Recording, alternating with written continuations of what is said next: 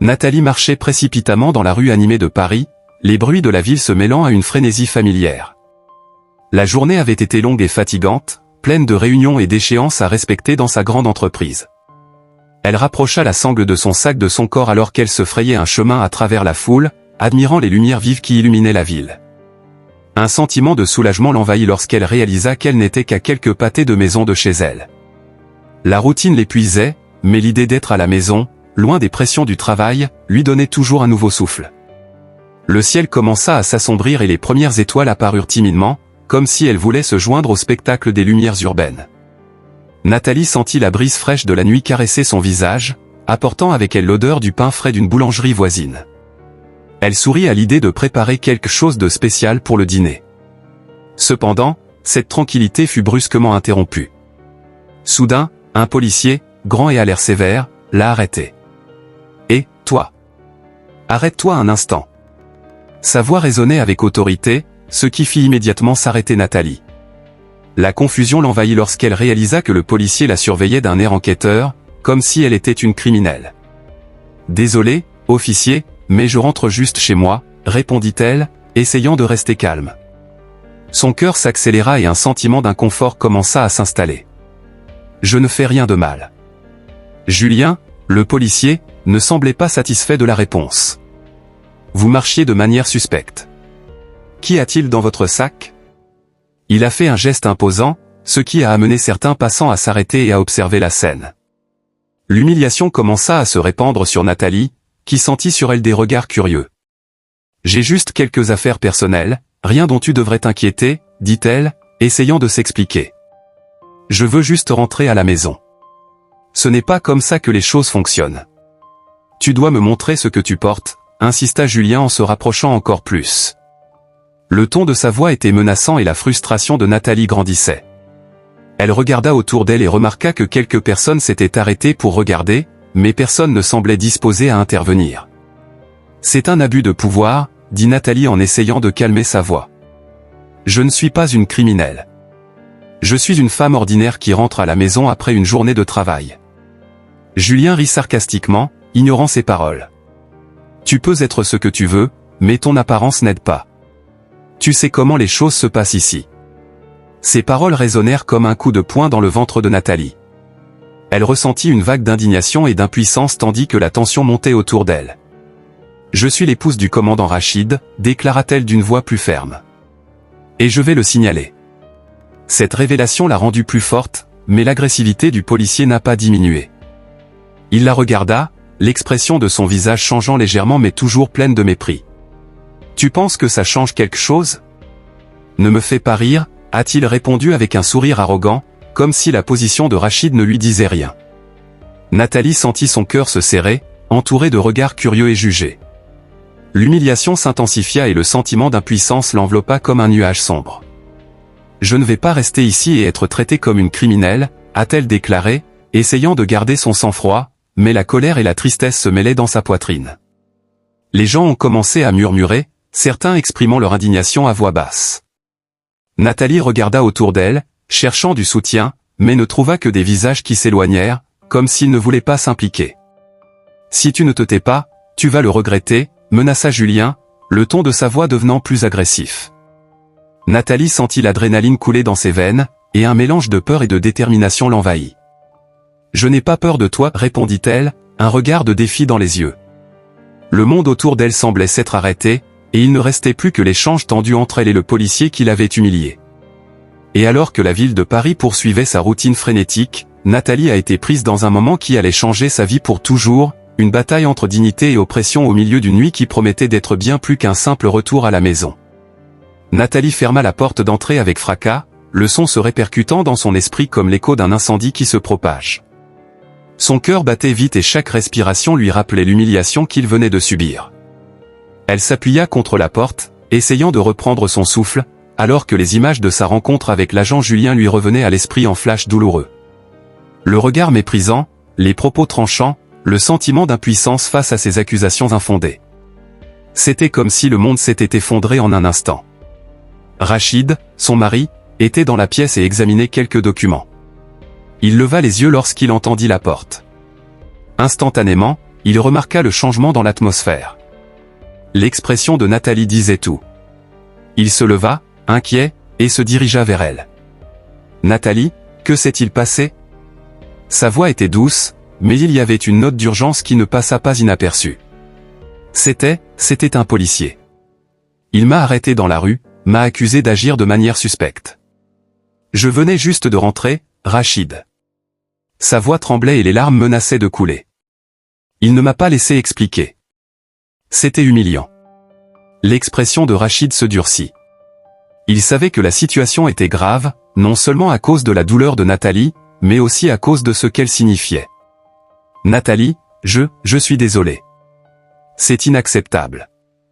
Il passa une main dans ses cheveux, visiblement agités. Je dois faire quelque chose. Tu ne peux pas agir de manière impulsive, Rachid. Tu es le commandant de la police. Nathalie parla, essayant de contenir sa propre indignation. Si vous faites quelque chose maintenant, cela pourrait aggraver les choses pour vous. Pour nous. Rachid secoua la tête, luttant entre sa position et son désir de protéger sa femme. Mais comment puis-je rester là en sachant qu'un homme, un policier sous ma responsabilité, vous a fait ça? C'est absurde. Nathalie soupira, sachant que chaque mot qu'elle prononçait pesait sur sa conscience. Je comprends que vous vouliez faire quelque chose, mais nous devons être stratégiques. Ce combat est plus grand que nous. Nous ne pouvons pas laisser cela devenir une question personnelle. Nous avons besoin de justice, pas de davantage de conflits. Rachid contemplait la situation, son visage exprimant la lutte interne à laquelle il faisait face. Il savait qu'en tant que commandant, il avait le pouvoir d'agir, mais il comprenait également que sa position exigeait de la prudence. D'accord. Parlons à quelqu'un demain. Nous devons documenter cela, peut-être même envisager un rapport formel. Oui, mais pas seulement, a insisté Nathalie. Nous devons utiliser cela comme point de départ pour discuter du racisme au sein des forces de police. Nous avons besoin que les gens comprennent qu'il ne s'agit pas d'un cas isolé. Rachid hocha lentement la tête, la détermination commençant à se former dans son esprit. Je vais le faire. Je vais utiliser ma position pour faire avancer cette conversation. Nous ne pouvons pas laisser cela rester secret. Nathalie a regardé son mari dans les yeux, en quête de réconfort et de solidarité. Merci, Rachid. Je sais que ce n'est pas facile d'être entre deux mondes, mais tu dois te rappeler que ton combat est aussi le mien. Nous devons être la voix de ceux qui n'en ont pas. La conversation entre eux était fluide, pleine de projets et d'espoir, mais aussi de peur. Au fur et à mesure qu'ils se disputaient, Nathalie réalisa que sa douleur pouvait se transformer en force. Le racisme est enraciné dans la société et la lutte contre ce racisme ne sera pas facile, mais elle est nécessaire. Ce soir-là, alors qu'ils se préparaient à se coucher, Nathalie regarda par la fenêtre, regardant les lumières de Paris briller dans l'obscurité. Elle sentit un nœud dans son ventre, mais en même temps, une flamme de détermination s'alluma en elle. Elle n'était plus disposée à être simplement spectatrice. Si la société avait besoin de changement, elle commencerait à agir, quelles qu'en soient les conséquences. La douleur pourrait être un catalyseur et votre voix un outil puissant. Elle savait qu'ensemble, Rachid et elle pouvaient faire la différence. Et ce n'était que la première étape d'un long voyage. Julien entra dans la salle de réunion avec l'assurance typique d'un policier qui se croit au-dessus de tout soupçon. Les pas résonnaient sur le parquet ciré et son expression était dédaigneuse, comme s'il pensait que la rencontre ne serait qu'une formalité. Pourtant, lorsqu'il aperçut Rachid assis à table, accompagné de Nathalie, son expression changea. Au début, il n'a pas réalisé la gravité de la rencontre. Mais lorsque ses yeux se fixent sur Nathalie, une vague de panique l'envahit. La femme qu'il avait humiliée dans la rue était désormais là, à côté du commandant de la police. « Bonjour, Julien. »« Merci d'être venu, » dit Rachid d'une voix ferme. Il fit signe à Julien de s'asseoir, mais la tension dans l'air était palpable. Nathalie, la posture droite et le regard pénétrant, observait chaque mouvement du policier, le cœur battant fort dans sa poitrine. « Bonjour, commandant », répondit Julien en essayant de garder son sang-froid, mais l'humidité de ses paumes et la sueur qui commençait à couler sur son front révélaient sa nervosité. « Je ne sais pas pourquoi j'ai été appelé ici. » Rachid se pencha en avant, l'air sérieux. « Soyons directs, Julien. Hier, vous avez eu une interaction avec ma femme qui ne peut être ignorée. » La voix de Rachid était calme, mais il y avait un poids dans ses paroles qui montrait clairement qu'il n'y aurait pas de place pour les évasions. Julien déglutit difficilement, regardant rapidement Nathalie, qui restait silencieuse, mais avec un regard qui pouvait percer l'acier. Je faisais juste mon travail, commandant. La situation semblait suspecte. Suspect ? Nathalie l'interrompit, la voix remplie d'indignation. Vous m'avez arrêté sans aucune justification, vous m'avez traité de suspect et, au lieu d'enquêter, vous avez préféré m'humilier devant des gens qui n'avaient rien à voir avec la situation. Julien hésitait, et l'humidité de sa chemise devenait de plus en plus inconfortable. Il essaya d'articuler sa défense, mais les mots semblaient lui faire défaut. Je ne voulais pas, je suivais simplement les protocoles. Des protocoles que vous avez déformés pour justifier un acte raciste, a déclaré Rachid, sa voix désormais plus forte et plus autoritaire. Vous savez que votre conduite était inacceptable, n'est-ce pas? Julien regardait le sol, incapable de trouver les mots justes. Je comprends que la situation a été mal interprétée. Mal compris? Questionna Nathalie, presque en criant. Vous ne comprenez rien. Ce que vous avez fait constitue un abus de pouvoir, et cela ne peut pas simplement être mal interprété. L'atmosphère dans la pièce devenant de plus en plus tendue, Rachid se leva et se dirigea vers la fenêtre. Il regarda dehors, prit une profonde inspiration avant de se retourner vers Julien. Cela aura des conséquences, Julien. Vous devez comprendre que votre attitude ne représente pas seulement vous, mais l'ensemble de l'entreprise. Commandant, s'il vous plaît. Commença Julien, mais Rachid l'interrompit. Silence. Vous avez eu votre chance de vous défendre. Maintenant, c'est à mon tour de parler.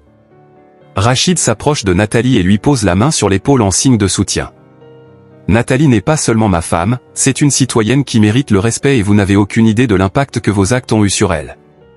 Julien était dans une position vulnérable, entouré de deux mondes qui entraient en collision de manière dévastatrice. Il sentait le poids de son acte, et l'humiliation qu'il avait infligée à Nathalie lui revenait désormais comme un écho assourdissant. Je suis désolé, murmura-t-il finalement, mais les mots semblaient vides, dénués de toute sincérité. Se sentir désolé ne suffit pas, répondit Nathalie d'une voix plus calme mais ferme. Vous devez comprendre qu'il ne s'agit pas seulement de s'excuser. Il s'agit de reconnaître que le racisme institutionnel est un problème réel et qu'en tant que policier, vous avez la responsabilité de le combattre et non de le perpétuer. Le silence dans la pièce était épais et Julien savait qu'il avait des ennuis. Le poids de la culpabilité et de la honte pesait sur lui, et la réalité de ce qu'il avait fait commençait à se cristalliser dans son esprit. Il essaya de trouver une issue, une explication qui le sauverait, mais il savait qu'au fond, il n'y avait aucun moyen d'échapper aux conséquences de sa conduite. La pièce était remplie de tension et chaque seconde semblait une éternité. Rachid était assis à table avec une expression sérieuse, le regard fixé sur Julien, adossé au mur, les mains moites involontairement. La petite pièce, au mur gris et à la fenêtre donnant sur le centre animé de Paris, semblait suffocante. L'air était chargé de tension et Rachid n'avait aucune intention d'apaiser la situation. Il savait que ce qui était arrivé à Nathalie n'était pas un incident isolé, mais faisait partie d'une tendance qui imprégnait les forces de police. Julien, commença Rachid d'un ton ferme, ce que tu as fait n'était pas seulement une violation des protocoles policiers. C'était une atteinte directe à la dignité d'un citoyen. Et ce qui est plus grave, c'était un acte de racisme. Il fit une pause, observant la réaction de Julien. Le policier, désormais pâle, essaya de détourner le regard, mais Rachid le regarda sans hésiter. Vous ne pouvez pas simplement traiter les gens comme s'ils étaient inférieurs à vous, comme si la couleur de leur peau ou leur origine définissait leur valeur. Julien inspira profondément, son esprit s'emballant à la recherche d'une justification. Commandant, je ne voulais pas offenser. Je pensais juste qu'elle agissait de manière suspecte, essaya-t-il de se justifier, mais sa voix semblait faible et incertaine. Rachid l'interrompit, la frustration étant claire dans son ton. Et est-ce que cela justifie ce que vous avez fait? Qu'est-ce que vous avez dit? Il n'y a aucune excuse pour le comportement préjugé d'un policier. Vous devez comprendre que lorsque vous utilisez mal votre pouvoir, vous ne faites pas seulement du mal à la personne en face de vous, mais à toute une communauté qui est déjà confrontée à d'immenses défis à cause du racisme. La pièce devint silencieuse, à l'exception du bruit lointain de la circulation à l'extérieur. Julien essayait de trouver les mots, mais il ne venait pas. Il se souvenait de l'expression du visage de Nathalie, de l'humiliation sur son visage et de la façon dont elle avait tenté de se défendre, sa voix ferme malgré sa peur. Il sentit une boule dans sa gorge, mais la honte l'empêchait de s'excuser sincèrement. « Je suis policier. J'ai un travail à faire », a poursuivi Julien en secouant la tête, essayant de se convaincre. « Parfois, les gens se comportent bizarrement et je dois intervenir. » « Intervenir ?» Rachid faillit crier, la colère bouillonnant en lui. « Vous n'interveniez pas, vous attaquiez. Et ce n'est pas ce qu'un policier devrait faire. Nous devons protéger et servir, et vous avez lamentablement échoué à cet égard. Non seulement en tant que policier, mais en tant qu'être humain. » La tension dans la salle était palpable. Rachid ne cherchait pas à cacher son indignation. Il savait que c'était son devoir non seulement en tant que commandant, mais aussi en tant que mari et homme noir, de protéger sa femme et tous les citoyens de l'oppression à laquelle ils étaient quotidiennement confrontés. Il se leva, faisant les 100 pas, analysant la situation. « Je vais ouvrir une enquête interne », déclare-t-il enfin, debout devant Julien, qui semble désormais au bord de l'effondrement. « Pas seulement à cause de ce que vous avez fait à Nathalie, mais parce que nous avons besoin d'un réel changement au sein de cette force. Nous devons nous assurer qu'aucune autre citoyenne ne vive ce qu'elle a vécu. » Julien, visiblement affecté, balbutie, « Mais cela pourrait ruiner ma carrière, commandant. J'ai une famille à soutenir. » Et Nathalie ? Qu'en est-il des milliers de personnes qui souffrent chaque jour du racisme ? N'as-tu pas pensé à eux en agissant ainsi ? Répondit Rachid en regardant Julien dans les yeux désormais pleins de larmes. Vos actions ont des conséquences.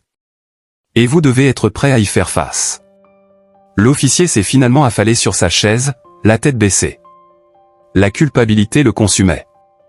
Il savait qu'il avait franchi une limite, non seulement par rapport à Nathalie, mais par rapport à ses propres principes. Commandant, je suis désolé. Je vois maintenant. Je n'ai pas pensé aux conséquences. J'espère que tu ressens vraiment ça, Julien, déclara Rachid, la voix désormais un peu plus douce mais toujours ferme. Parce que désormais, vous aurez l'occasion d'apprendre. Mais cela n'arrivera que si vous êtes prêt à faire face à la vérité sur vous-même. La conversation a profondément marqué Julien, mais le sentiment d'inévitabilité planait dans l'air. Il savait que le chemin à parcourir serait difficile, non seulement pour lui, mais pour toutes les personnes impliquées. Et au fond, une petite partie de lui a commencé à remettre en question tout ce en quoi il avait toujours cru.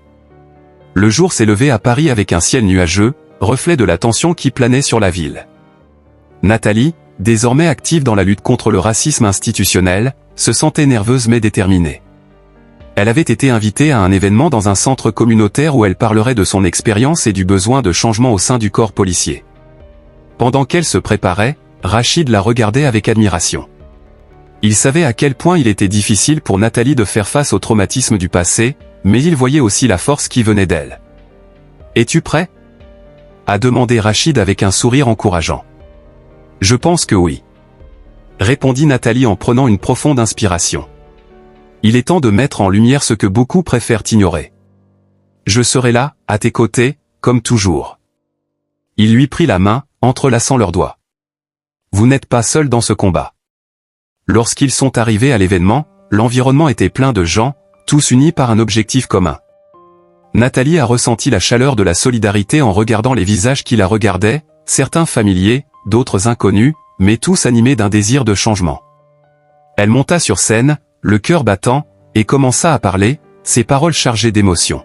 « L'humiliation que j'ai subie dans la rue n'est pas un cas isolé. » dit-il en regardant profondément le public. C'est le reflet d'un système qui ne parvient pas à protéger tous ses citoyens. Nous devons affronter cela de front. Le public a applaudi et Nathalie s'est sentie responsabilisée. Elle a partagé les détails de l'incident, non pas pour se victimiser, mais pour illustrer la réalité à laquelle de nombreuses personnes sont confrontées quotidiennement. À chaque mot, elle voyait de plus en plus de têtes hocher la tête en signe d'accord, chaque geste de soutien alimentant sa détermination. Pendant ce temps, Julien préparait sa propre déclaration. Cette révocation l'avait laissé dans un état de désespoir. Il se sentait complètement isolé, les messages anonymes qu'il recevait étaient un mélange de soutien et de haine, et il ne savait pas comment y faire face. Le poids de la culpabilité le consumait, mais son image publique était ce qui l'inquiétait le plus. « Tu peux toujours arranger ça, Julien », a déclaré son avocat lors d'une réunion tendue. Une déclaration publique pourrait contribuer à apaiser la situation. « Et si c'était trop tard ?» répondit Julien d'un ton plein de désespoir. Ce que j'ai fait était impardonnable. Il faut que tu te rachètes. A insisté l'avocat. Reconnaissez publiquement votre erreur. Les gens peuvent être plus compréhensifs que vous ne le pensez. Julien savait que le chemin serait difficile, mais l'idée de se présenter devant la communauté le terrifiait. Il n'était pas préparé à la haine, mais il ne voulait pas non plus continuer à vivre comme un paria. La lutte interne était palpable alors qu'il se préparait à faire face aux conséquences de ses actes. De retour sur place, Nathalie était au sommet de son discours. Elle a souligné l'importance de la réforme de la police et la nécessité de rendre des comptes. Le public l'a écouté attentivement et ses paroles ont résonné avec le désir de changement qui grandissait à Paris. Nous ne pouvons plus permettre que des attitudes racistes soient tolérées. A conclu Nathalie, déjà les larmes aux yeux, mais avec un sourire d'espoir. Ensemble, nous pouvons construire une société où chacun est respecté, quelle que soit sa couleur ou son origine. La foule a ovationné et le sentiment de communauté et de solidarité a rempli l'espace. Nathalie s'est sentie embrassée par tout le monde, rappelant que le combat était collectif et que l'entraide était fondamentale. À la fin de l'événement, Rachid l'a rapprochée, l'enveloppant d'une chaleureuse étreinte. « Tu étais incroyable », dit-il, le regard plein de fierté. « Votre courage est inspirant. »« Merci mon amour », répondit Nathalie, toujours émue. « Ce n'est que le début. Nous devons poursuivre ce combat, ensemble. » Ainsi, alors que Julien se préparait à son propre moment de vérité, Nathalie est devenue de plus en plus un symbole de résistance et d'espoir, déterminée à se battre non seulement pour sa propre dignité, mais pour celle de tous ceux qui sont confrontés à des injustices similaires. La salle était pleine, les lumières braquées sur la scène où Julien s'apprêtait à faire sa déclaration. L'atmosphère était tendue et les murmures de la foule reflétaient à la fois l'attente et le scepticisme. Nathalie était assise au premier rang, accompagnée de Rachid qui lui tenait fermement la main. Il savait que ce moment était crucial, pas seulement pour Julien, mais pour tout le monde là-bas, en attente d'un réel changement. Julien est monté sur scène, sa posture défensive et son visage pâle. Il regarda le public, essayant de croiser le regard de Nathalie, mais détourna rapidement le regard. Le premier mot qui sortit de ses lèvres fut des excuses. « Je tiens à m'excuser publiquement auprès de Nathalie et de tous ceux qui ont été offensés par mes actes », a-t-il commencé, la voix tremblante. « Il n'y a aucune justification pour ce que j'ai fait. C'était mal, et je le reconnais. » Nathalie l'écoutait, mais ses paroles semblaient vides de sens. Les mots ne suffisent pas, pensa-t-elle, tandis que les souvenirs de l'humiliation l'envahissaient. Rachid, à ses côtés, remarqua son expression dédaigneuse et lui serra la main, comme pour lui dire que tout irait bien. « J'ai commis une grave erreur et je suis prêt à en assumer les conséquences, » a poursuivi Julien, désormais avec un ton plus sérieux. « Je suis ici pour apprendre et changer. »« Et comment comptez-vous faire ça ?» n'a pas pu s'empêcher de demander Nathalie, sa voix aiguë résonnant dans la salle. La question restait en suspens, stimulante. Julien hésita, essayant d'articuler une réponse qui ne ressemblait pas à une justification.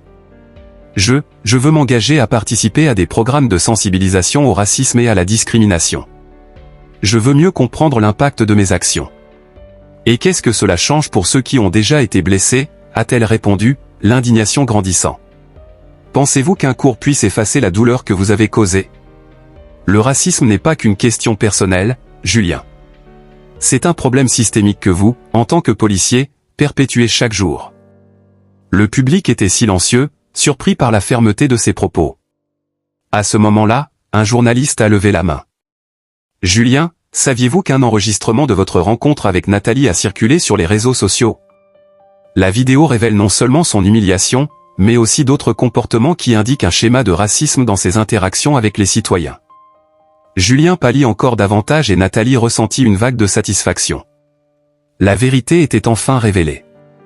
L'enregistrement montrait non seulement la confrontation avec elle, mais aussi d'autres approches agressives de Julien envers les Noirs et les personnes d'autres ethnies. L'impact de cette vidéo fut écrasant et l'enquête déjà en cours allait devenir encore plus intense. Rachid se releva, sa présence imposante attirant l'attention de tous. Ce que nous avons ici n'est pas seulement le cas d'un policier qui s'est comporté de manière inacceptable. Cela reflète une culture au sein des forces de police à laquelle il faut s'attaquer de toute urgence. Nous ne pouvons pas permettre que des actions comme celle-ci soient normalisées. Nathalie regardait Rachid, le cœur rempli d'espoir. Nous avons besoin de véritables réformes, pas seulement de vaines excuses, a-t-elle déclaré, sa voix étant désormais ferme et résolue. Nous avons besoin d'un système qui garantit que chacun est traité avec respect. Le racisme n'est pas une opinion, c'est la violence qui détruit des vies. Et il est de notre devoir de le combattre. Alors que le public commençait à applaudir, l'énergie dans l'auditorium s'est transformée. Les paroles de Nathalie résonnaient comme un appel à l'action, un rappel que la lutte contre l'injustice ne se limitait pas à un incident isolé, mais à un mouvement continu pour l'égalité et le respect. La déclaration de Julien, qui avait commencé comme des excuses, est désormais devenue une opportunité de transformation. Le chapitre s'est terminé avec Nathalie et Rachid se tenant la main, regardant l'avenir avec détermination. Ils savaient que le combat serait long, mais ils étaient prêts à relever chaque défi. Il était temps de transformer la douleur en pouvoir et l'indignation en changement. Le chemin serait difficile, mais ensemble, ils deviendraient une voix active dans la lutte contre le racisme institutionnel, inspirant d'autres à se joindre à la cause.